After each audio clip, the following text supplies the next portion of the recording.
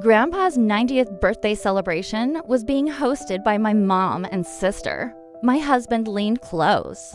A whisper in my ear, "Grab your bag. We're departing. Just pretend everything is normal." I initially dismissed his words as dramatic, until he secured the car doors and stated, "There's something profoundly, utterly wrong."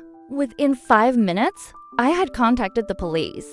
The majority of these individuals I hadn't seen in half a decade, some even longer. A handful?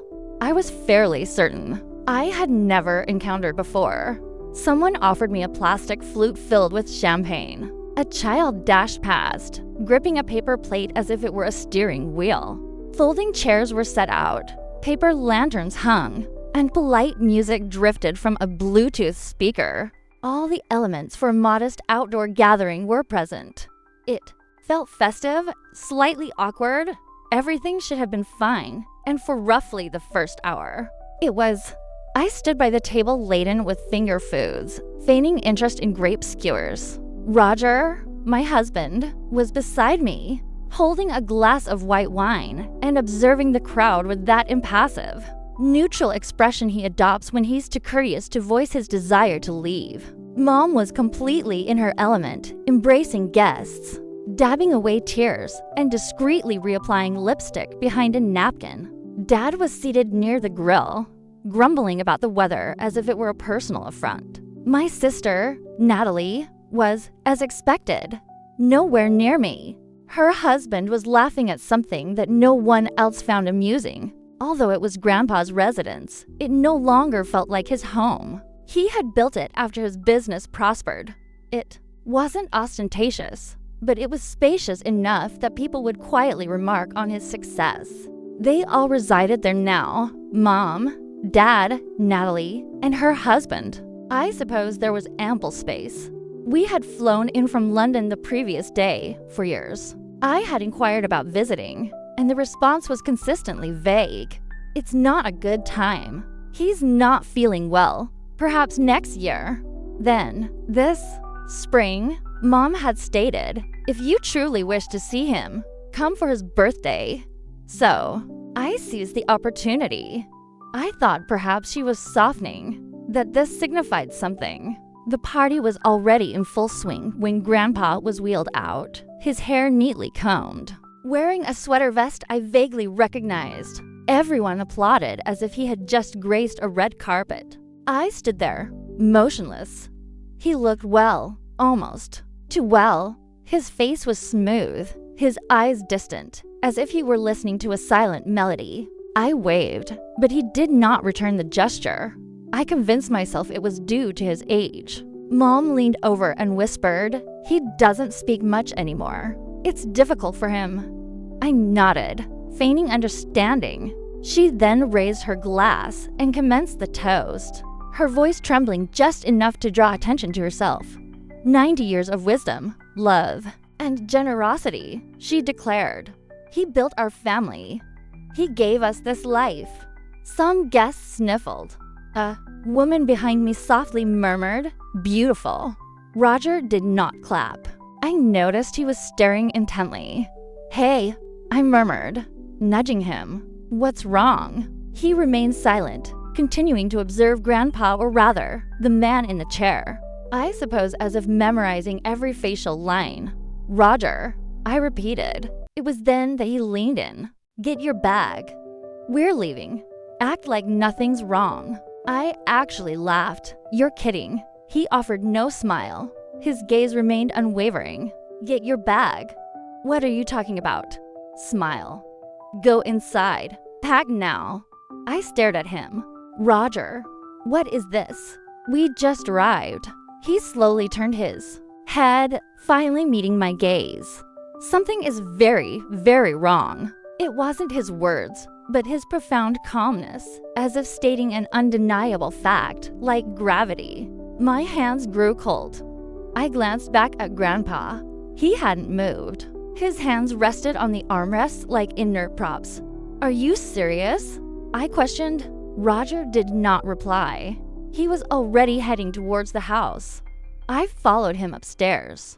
My heart pounded as I fumbled with the zipper of my overnight bag.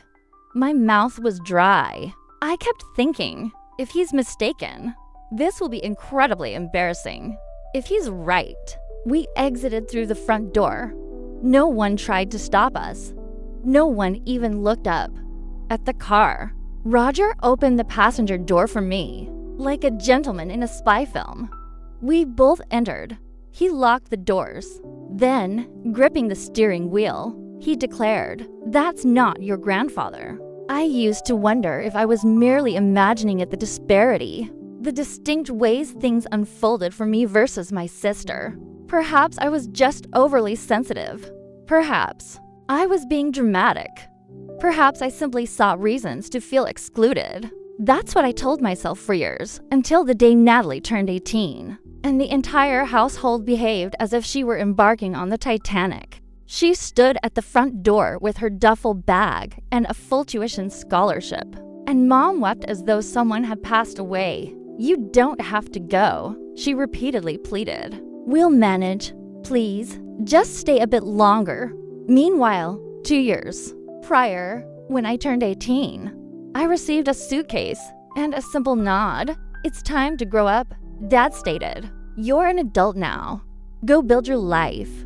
No embraces, no tears, no offers to assist with my packing. I genuinely don't wish to sound bitter. I truly don't. I moved out. I attended college. I got on with things. But there's something about being politely ushered out the door while your sister is implored to remain that truly lingers. The ironic part is, I didn't even have a choice regarding college. I knew I had to go, not because anyone instructed me to, but because I desperately needed an excuse to depart. My parents did not contribute a single cent. I don't even believe they inquired about my field of study. It was Grandpa who quietly provided assistance. He sent me money every few months, just enough to sustain myself. Rent, groceries, the occasional crisis. No fuss, no lectures, just a folded check and a note in his unsteady handwriting. "Hope this helps. Proud of you." He was under no obligation to do so, yet he did it nonetheless. I recall him from my earliest memories. Even before I could form full sentences, Grandpa was there. He would pick me up and recount stories in a voice that always sounded like it held secrets. He crafted wooden toys for me and taught me how to use a hand plane. When I was still in Velcro sneakers, he smelled of cedar and peppermint tea. Back then, it felt as though he belonged to me, as if I were his favorite. Perhaps I was. But life has a way of separating people. College transitioned into a job. A job led to Roger. And then, quite suddenly, we were living in London. It wasn't a dramatic escape. It was opportunity, work, timing, and perhaps, to be honest, a sense of relief. Being far away made everything feel simpler. Easier not to notice how infrequently my parents called. Easier to pretend the silence was merely due to time zones. Easier not to feel the strange hollowness that invariably followed any conversation with Natalie. No matter how friendly it appeared, we maintained contact in a way. Holiday emails, the occasional Zoom call. The last genuine conversation I had with Grandpa was during one of those video chats. He appeared older, yet still sharp. He inquired about my work. I asked about his garden. He jested about squirrels pilfering all his tomatoes. That was 3 years ago. After that, things grew quieter. I would ask to speak with him, and Mom would reply that he was sleeping, or not feeling well, or too tired. Eventually, she ceased answering altogether. I convinced myself it was normal. People age, they withdraw. Perhaps it was difficult for him to converse, but something about it never felt right. So I didn't press. I had a life, a job, a husband. I told myself it wasn't personal, that I hadn't been cut out, merely gently, politely left behind. And then, abruptly, the birthday invitation arrived, or rather, the permission. If you truly wish to see him, Mom had stated over the phone, come for his 90th. I did not hesitate. I booked the flights that very night. I believed it signified something. I thought perhaps this was the moment things would shift, that I might be allowed back in. Instead, I entered a party where I knew no one, stood on unfamiliar grass, and realized that at some point, this entire place had ceased to be mine, if it ever truly was. They all resided here now: Mom, Dad, Natalie, her husband. They had absorbed the house as if it were a natural extension of their closeness, their true family unit. I kept telling myself it was all in my head, that I was projecting, that I was being dramatic again. But then Roger leaned in and said, "Get your bag," and nothing felt imaginary anymore. We sat in the car as if we had just committed a crime, or perhaps as if we had just escaped one. I couldn't yet discern the difference. Roger gripped the steering wheel so tightly his knuckles were white, as if bracing for it to strike him. I remained frozen, halfway through buckling my seatbelt, as though if I didn't click it completely, none of this would be real. "What do you mean it's not him?" He did not look at me. "I mean, it's not your grandfather." "That's what are you talking about?" "I'm serious," he stated, calm but devoid of kindness. "That man in the wheelchair, that's not him." I stared at him as if he had suggested the cake was composed of uranium. "You think someone, what? Put on a mask, like some Scooby-Doo villain. Not a mask. His ears are different." I blinked. His ears. Roger finally met my gaze. "You don't understand. I remember faces. Every single detail. I have since I was a child. I can sketch a person I saw once at a train station in 2009. I do not forget faces or ears. That is not your grandfather." And just like that, my stomach churned to liquid. I wanted to laugh, not the amused kind, but the unraveling, high-pitched, slipping off a cliff kind. I pressed my hand to my face. My brain attempted to rationalize it. But what else could it be? Who else could it be? Roger looked back at the house. "Your uncle." "What didn't?" "You say he looked a lot like your grandfather when he was younger." "I did. I had." "He did. But that was years ago. And besides, my uncle, he wasn't present, was he? He hadn't been at the party. Hadn't uttered a word. Plus, oh my God, I whispered. He was wearing glasses and a beard. Probably makeup. It wasn't over the top, but just enough. And I'm telling you, those ears different shape. Not even close. Roger." "I know," he said. "I know what I saw." I pressed my forehead against the window. My breath fogged the glass. My heart rattled, as if it would burst through my ribs. I desperately did not want to believe him. I wanted to return to when this was merely a peculiar party, and I was the uninvited guest, the disappointing daughter, the out-of-town stranger. That version of reality felt so much safer. "Then where is he?" Roger did not reply. "Where is he?" The question rippled through me like a fever breaking. "Where is Grandpa?" Suddenly, everything tilted. The awkward toasts, the weeping, the half-empty guest list. The way no one permitted me to approach him. The way he never spoke. The way they silenced me every time I tried to inquire. "I haven't talked to him in 3 years," I stated aloud. Roger glanced at me. "What?" I swallowed.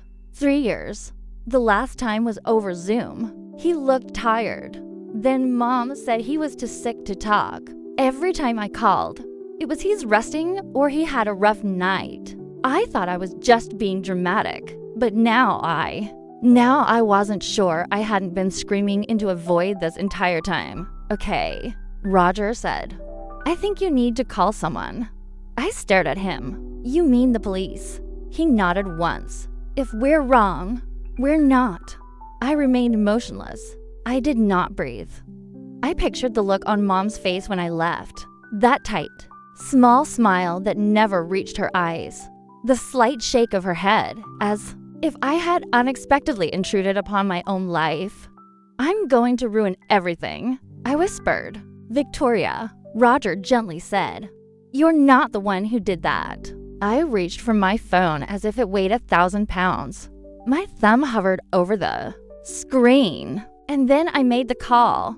The police arrived more quickly than I had anticipated.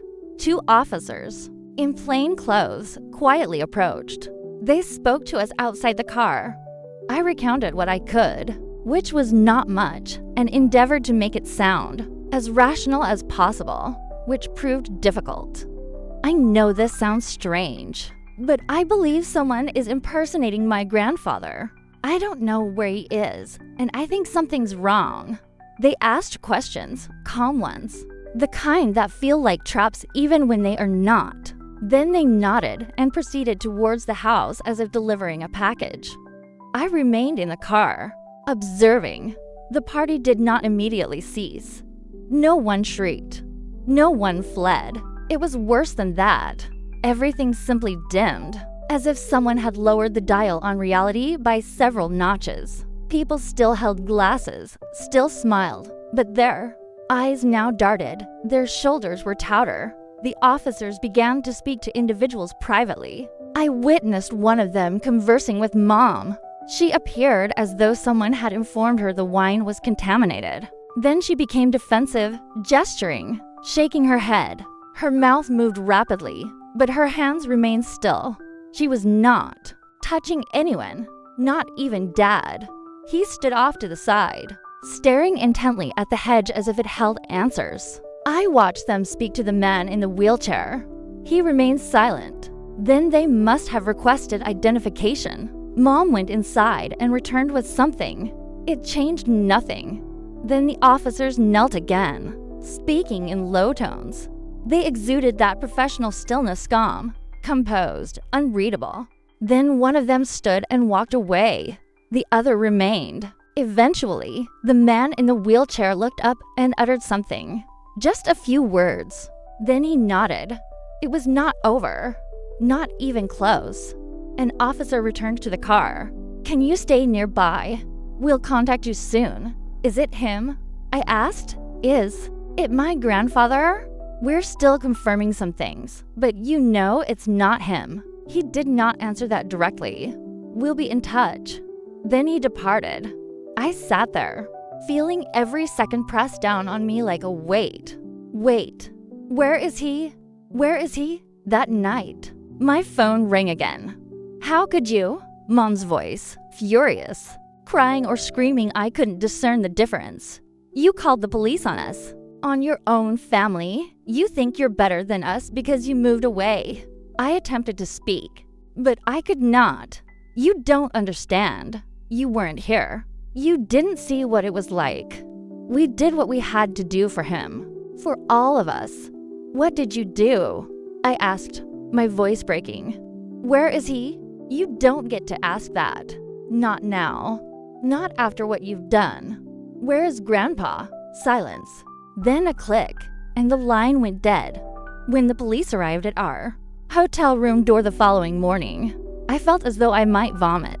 Not because I feared them, though that was also present, but because a part of me still harbored hope that Roger had simply snapped, misread something, got carried away, mistaken ears, mistaken identity, mistaken everything. But they had not come to arrest us or question us. They had come to inform me that my grandfather was deceased. He had been for 3 years. They did not phrase it like that, of course. They were calm, professional. One officer handled most of the talking while the other observed me as if I might bolt. "There's been a voluntary statement made. The family reports that Mr. Ellis passed away in March 2022. They claim it was natural causes. The body was privately buried." I sat down. I could no longer feel my legs or my fingers. "We're treating this as an open investigation until the coroner can confirm the circumstances of death." The words rebounded off me like raindrops on a locked car. I heard them, but I simply did not absorb them. 3 years, and I had been sending birthday cards. I had been asking for Zoom calls. I had been wondering if I had done something wrong. If perhaps Grandpa was angry with me for moving away. If perhaps he was merely tired. Merely confused, merely too ill to speak. No, he was gone. They had not even told me. They had not told anyone. I barely recall what I said to the officers. I believe I asked if he suffered. They stated they did not know yet. I believe I asked if the man at the party was my uncle. They nodded. I yearned to scream or strike something or crawl into a hole and never emerge. Instead, I said, "Thank you," like a dutiful girl, like a polite idiot. The news began to surface online a few days later. Initially, it was just Whisper's Reddit posts, a local gossip blog. But then someone uploaded a video, grainy, shaky phone footage of the birthday toast. Of my mother wiping her eyes, of my grandfather, no. Not him pretending to listen as if it were all real. This man died 3 years ago. His family threw him a 90th birthday party. Anyway, he was played by someone else. The internet did what it invariably does. It laughed, then speculated, then utterly tore us all to shreds. I did not read the comments, not after the first 20. Apparently, I was everything from an accomplice to a narcissist to an ungrateful brat who should have simply allowed her family to cope in peace. People had opinions. People always do. Then came the call from the lawyer. Not their lawyer. His grandpa's. "Victoria, I've been attempting to reach you for some time." I nearly hung up. "Your grandfather left his estate to you, the house, the business assets, the remainder of the trust, everything." I stared at the floor, at the illogical grout line in the kitchen tile that never quite aligned. My throat went dry.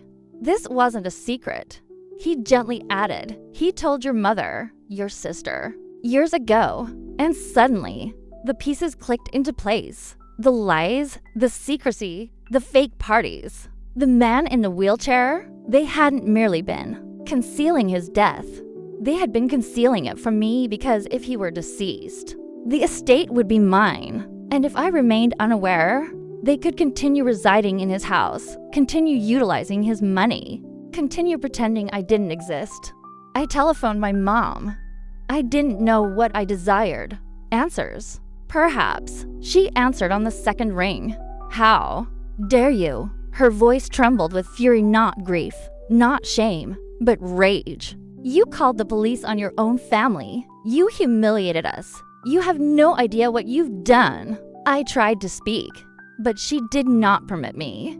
"You weren't here. You don't know what it was like. You left. You gave up on this family, and now you swoop in and act like some hero." "Where is he?" I interrupted. Silence. "What happened to him?